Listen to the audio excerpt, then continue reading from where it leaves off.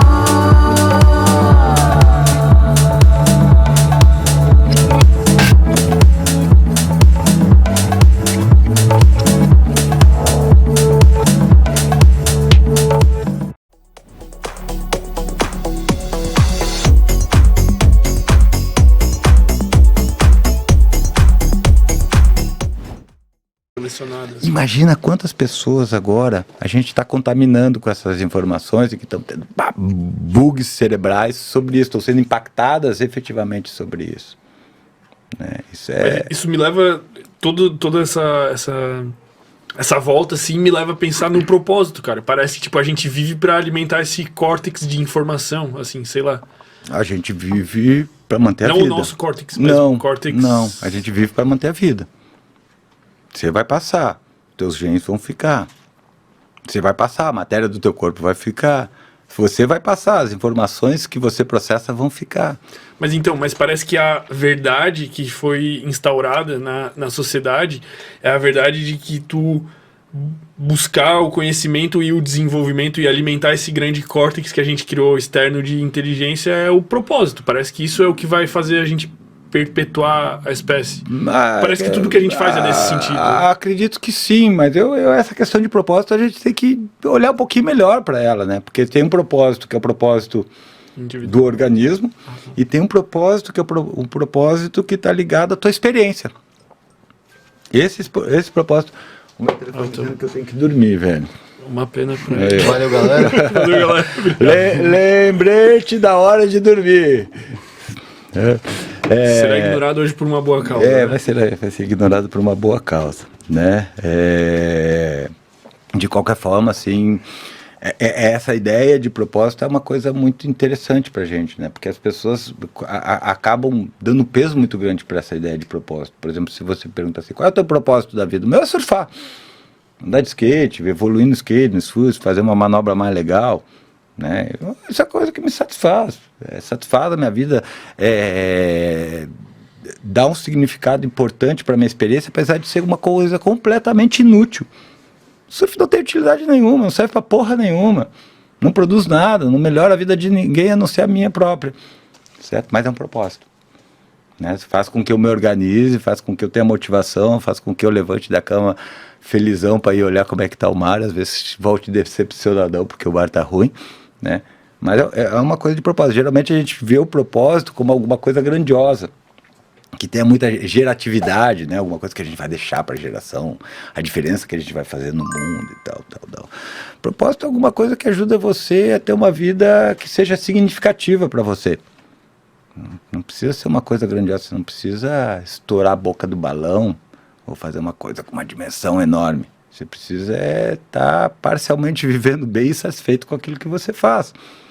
Certo? E por que eu chamo a atenção disso?